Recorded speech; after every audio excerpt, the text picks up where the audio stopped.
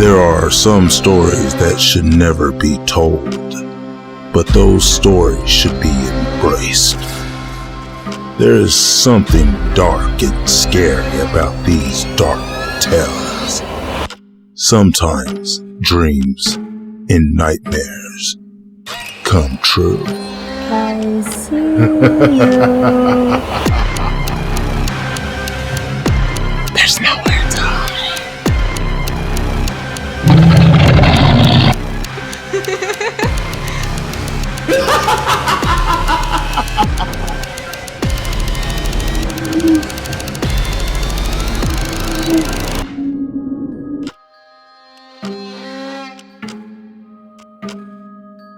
Silver Swan, audio oddities. The creepiest thing happened to Lucy and her brother Joshua. They were home alone watching scary movies on Netflix. They ate pizza and played video games for a while. Soon they both passed out in the living room. Joshua woke hearing the sound of their parents pulling into the driveway. Joshua looked at the TV screen, seeing a monster attacking a braless woman. He closed his eyes quickly, not wanting his parents to catch him watching nudity. The door to the home closes, then the door is locked. Joshua lay on the floor with his eyes shut. He heard the TV shut off, and then some weird groaning sounds, then wheezing, then some other odd sounds came to his ears. It sounded like bones popping and cracking. His dad picked him up and kissed his forehead. His lips felt dry and rough. Joshua barely opened his eyes, but pretended to still be in a sleep daze as his dad held him. He walked funny with a limp. He was wheezing and making strange sounds.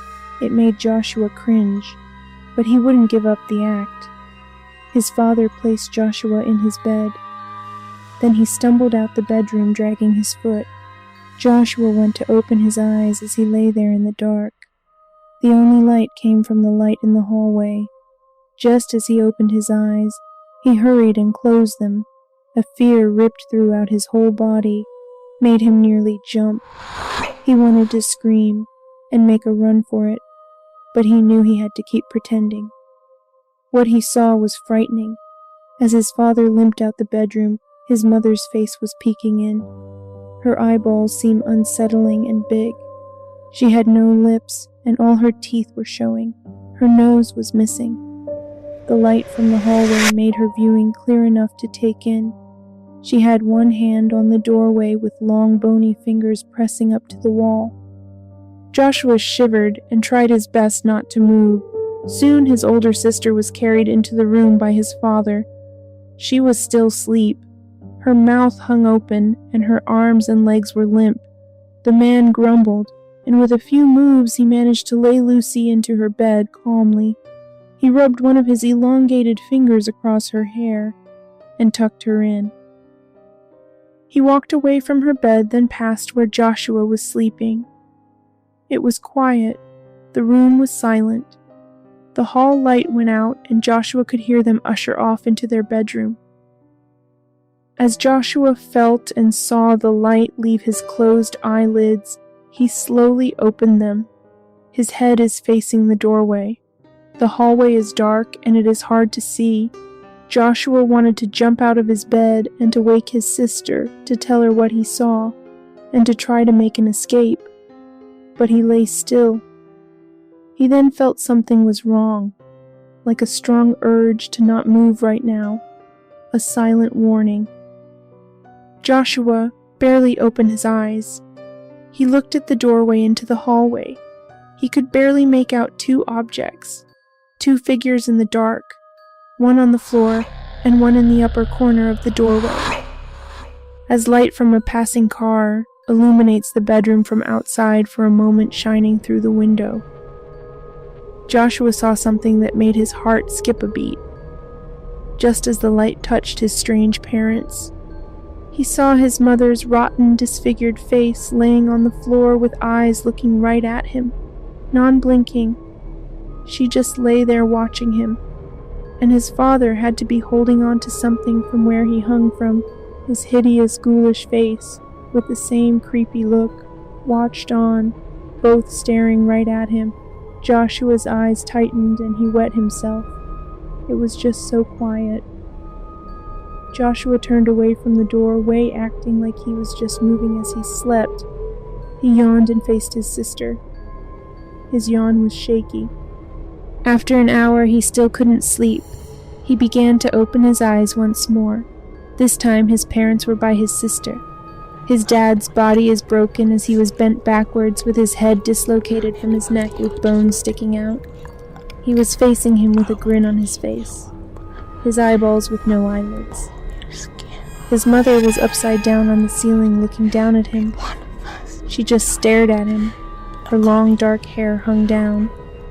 For some reason this time Joshua couldn't close his eyes.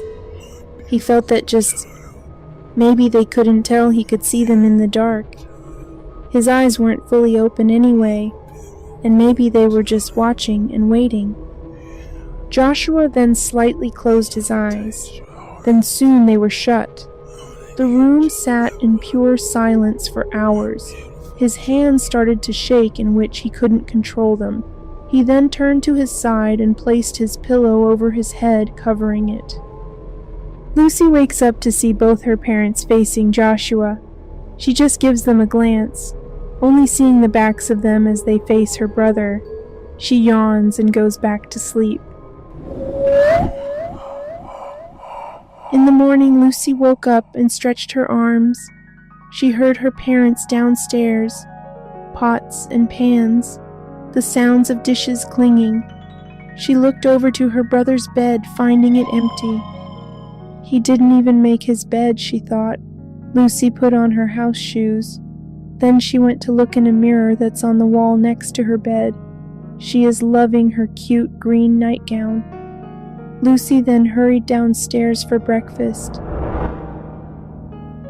She sees her brother sitting at the table as she walks into the kitchen, smiling and skipping. She walks over to Joshua. Joshua turns to her with an odd grin on his face. Something about him didn't look right. His skin looked as if something is wearing it. Something is wearing him. The bones in his face are oddly misshaped. He has no eyelids. There are lumps in his neck, arms, and forehead.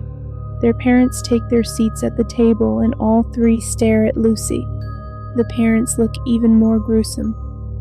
All three of them smiled at her, revealing sharp, blood-stained teeth. A terrified Lucy screams in horror. "Lucy, I made scrambled eggs," her mother says with her lipless mouth.